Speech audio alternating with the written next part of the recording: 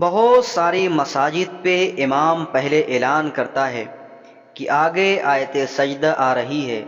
کیا اس طریقے سے اعلان کرنا درست ہے یا نہیں؟ دیکھیے، فقہا لکھتے ہیں کہ ایک جائز عمل ہے، لیکن میں سمجھتا ہوں کہ آج کے دور میں ہمارے ہاں اس کی کوئی ضرورت نہیں ہے۔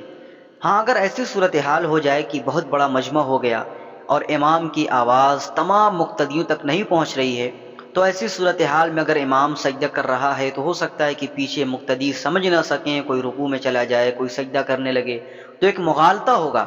تو ایسی صورتحال میں اگر امام سجدہ کا اعلان کر رہا ہے تو ٹھیک ہے، اس کی گنجائش ہے۔